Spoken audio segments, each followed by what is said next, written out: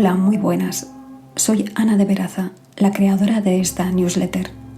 Hoy, en este ensayo sonoro, hablo del hábito de escribir, una diferencia abismal y un poema.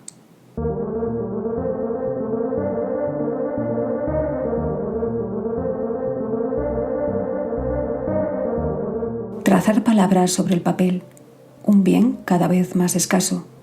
La pulsión corporal sujeta a la página en blanco. Cualquier superficie vale.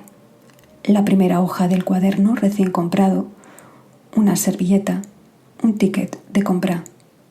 Y luego están las excusas para abandonar ese hábito. Preservar la naturaleza, cuidar los eucaliptos de los montes, ahorrar, en definitiva, papel. Seguir las recomendaciones, pero en un tiempo en que cada acto humano es registrado, automatizado, pasado por máquinas, me resulta cada vez más gratificante escribir a mano. Cualquier bolígrafo, cualquier lápiz viejo sirve. Cualquier superficie libre de palabra. Margaret Atwood tenía razón cuando decía: debes ver la escritura como si brotara un largo pergamino de tinta del índice de tu mano derecha. Debes imaginar que tu mano izquierda lo borra.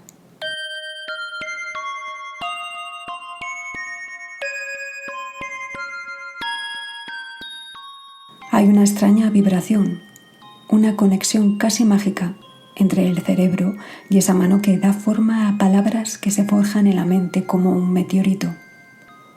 Últimamente escribo muchos poemas inacabados, incipientes, de una sola línea. Muchos se han perdido. El otro día garabateé: desamor, cuando ser era suficiente. En aquel salón, el humo, el olor agrio de la cerveza, tú eras.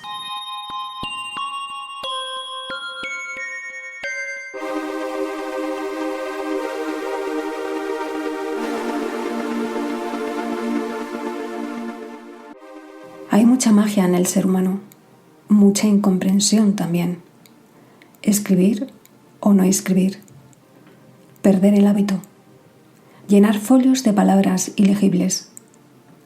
No somos tan diferentes de nuestros ancestros cuando a tientas, en la oscuridad de una cueva, imprimían manos teñidas de sangre animal sobre paredes inescrutables, con el fin de dejar un legado, una rémora de su existencia. Trascender el presente, ese también era un instinto. El hábito de escribir se parece mucho al hábito de sentir. Si las palabras desaparecieran, la vida perdería el sentido. ¿Cómo dar forma a lo vivido?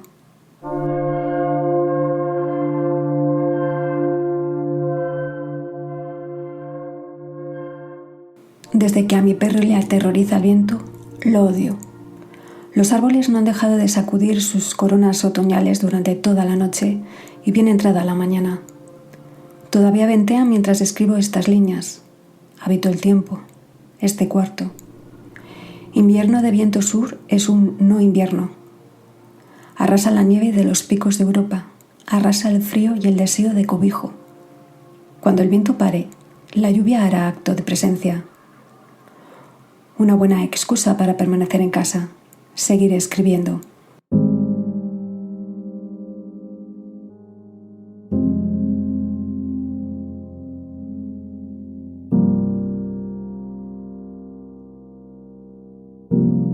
Siri no deja de sugerirme en el móvil la aplicación Notas, donde comencé a escribir el relato de los murciélagos y la mujer que ha heredado el ático.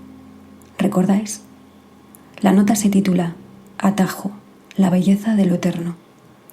Dos concepciones opuestas. Me pregunto si es una señal del destino y debo retomar el relato, o es una trampa de la máquina empeñada en destruir el albedrío. No he vuelto a tocar el texto desde hace semanas. Empieza así. Lo obscuro del mirar busca al vampiro en el cuerpo. El escenario inamovible del ático, o lo que es lo mismo, la parálisis del poema, teme la indolencia del mundo. Desde luego es el germen de algo. ¿Demasiado poético? Me pregunto por qué siempre tiendo a la poesía en mis textos, a la musicalidad. Es peligroso para la coherencia narrativa, pero también es inevitable para mí. Luego podaré el texto como un jardinero. Postdata. Siempre he tenido miedo a los jardineros. Me he dicho que el relato será un texto experimental, y así debe seguir siendo.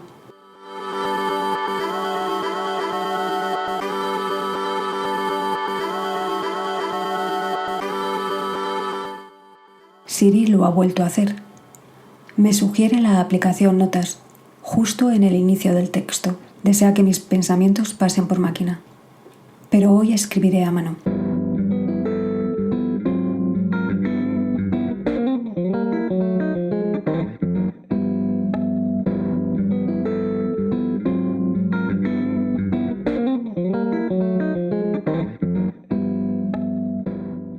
Decía en el episodio anterior que iba a hablar del señor Fox, la novela de la autora estadounidense Joyce Carol Oates, la novela que resucitó mis ganas de leer después de sufrir una crisis lectora.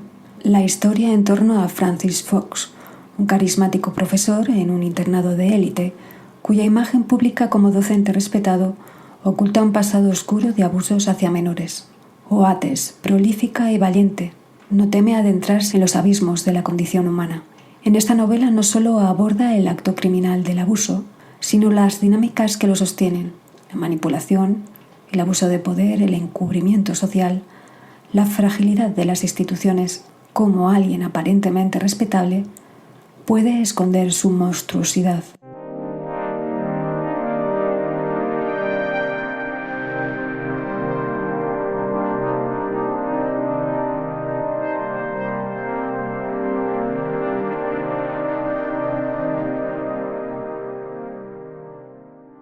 El señor Fox, el señor Lengua. Ya os conté que ese personaje me había cautivado, no solo por lo bien escrito que está, sino porque yo misma caí en la trampa de su neurosis, de su fachada. Como todo depredador, lleva una máscara diseñada con precisión. Pero he de deciros que ha habido otro personaje que me ha sorprendido más: Demetrius Helen.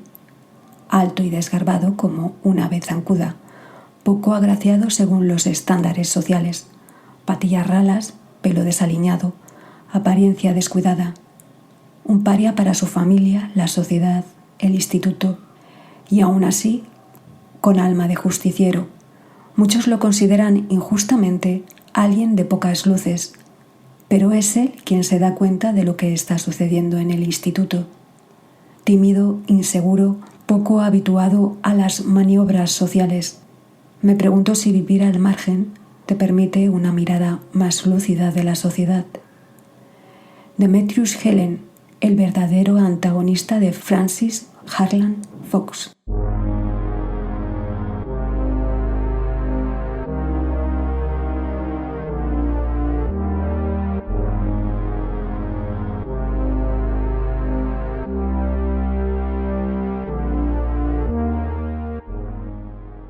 Frente a Demetrius, el señor Lengua pierde fuerza.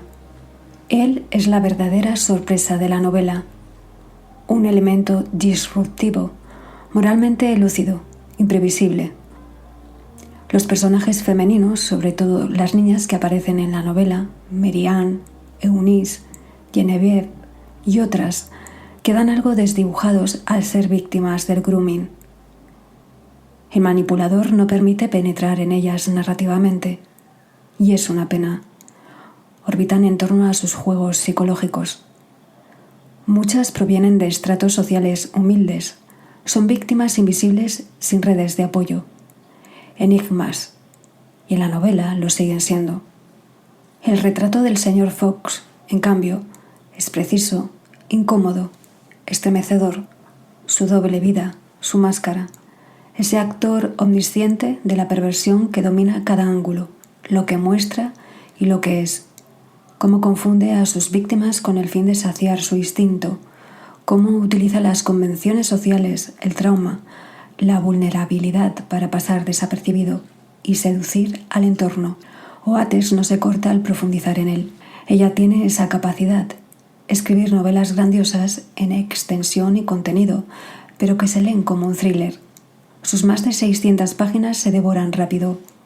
Un lujo hoy en día, cuando a muchos les escandaliza toparse con libros de más de 200 páginas en los escaparates de las librerías, aunque luego pasen horas scrolleando el móvil.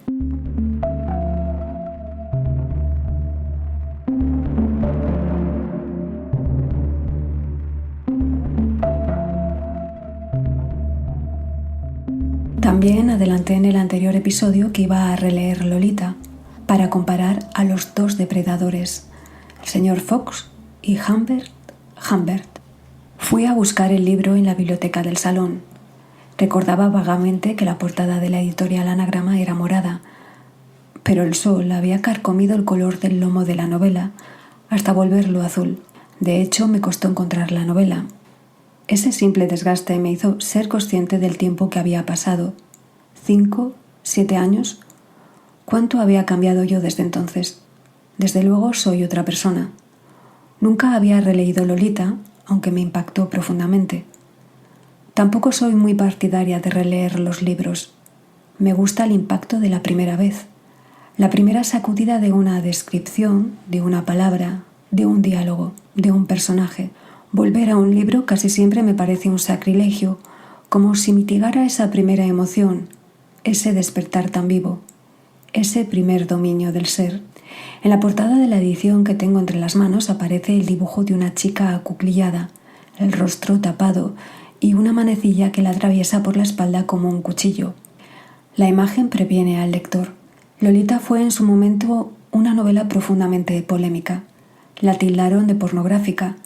Las adaptaciones cinematográficas no ayudaron, más bien reforzaron esa lectura simplista, edulcorando las perversiones de Humbert.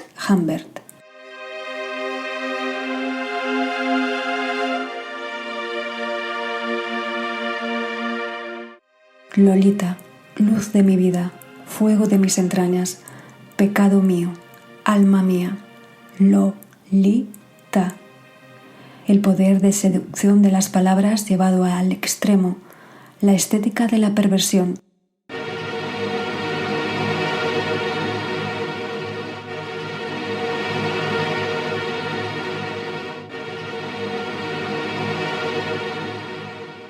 Hay una diferencia abismal en el planteamiento de las dos novelas. Humbert y Frances Harland Fox, depredadores que explotan su poder sobre menores, pero construidos de formas radicalmente distintas. Si Humbert, narrador y protagonista en la novela de Nabokov, manipula desde la primera página al lector con su lenguaje brillante y su autovictimización, el señor Fox, el señor Lengua, es un antagonista expuesto desde fuera, cuya monstruosidad se revela a través del sistema que lo ampara. Humbert idealiza y obsesiona a una sola víctima, Lolita, buscando justificar su deseo. Fox, en cambio, actúa de manera metódica sobre varias jóvenes, aprovechando su posición social y la impunidad institucional. Nabokov afirmaría sobre su novela: mi tarea era hacer que el lector viera el mundo a través de los ojos de una persona moralmente repugnante, sin justificarla. Y también, el libro es un ejercicio de estilo, de voz narrativa, de capturar la obsesión en palabras. La precisión con la que construye esa voz me hizo pensar, otra vez a lo largo de su relectura, en si Nabokov era conocedor de primera mano de las pulsiones de este tipo de depredadores. Experimenta con la percepción, muestra cómo un personaje despreciable puede seducir al lector mediante el lenguaje sin que eso implique en absoluto una aprobación moral de sus actos.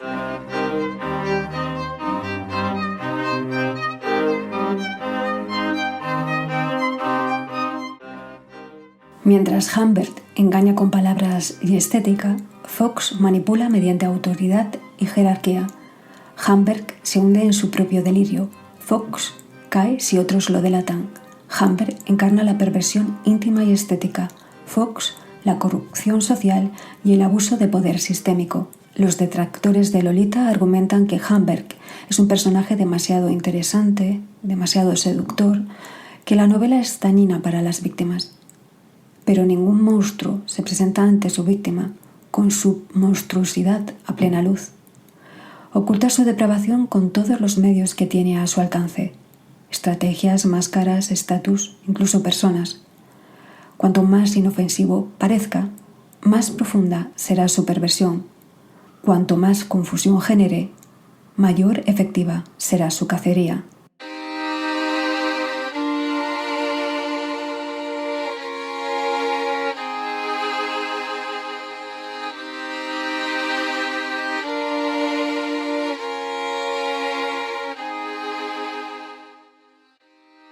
La ficción, por ser ficción, nos permite digerir realidades dolorosas, adentrarnos en mentes y situaciones traumáticas. Nos ofrece conocimientos y herramientas de detección. El señor Fox y Lolita son novelas tan necesarias como perturbadoras. La verdad, aunque cruel, es siempre el mejor ataque, sobre todo en estos tiempos en los que se relativiza todo sistemáticamente, en los que se desprecia la veracidad de los hechos y sentimientos, y se individualiza la verdad para despojarla de fuerza.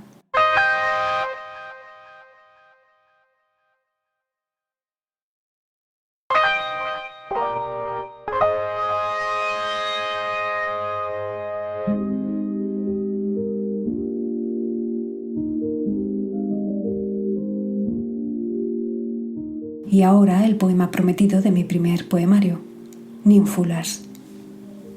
Reflejos. El viento, en lugar del animal, bello y austero, tiembla en los cristales de la ventana.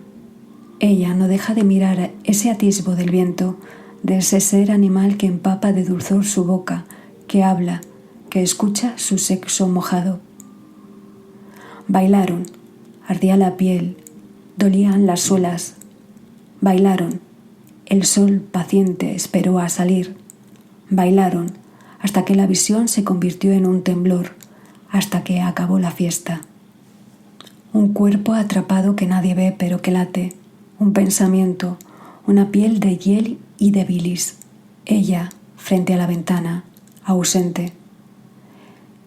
El aire sosiega el frío, la primavera demasiado gris, demasiado tumultuosa, allana los rayos del sol a través de la ventana en el estío imaginado. El cristal de color tenue, al otro lado, su mirar de piedras. Transcurrían los días, el maquillaje dejó de esconder su rostro. En el espejo, empañado por su propio aliento, sin querer, volvió a sonreír.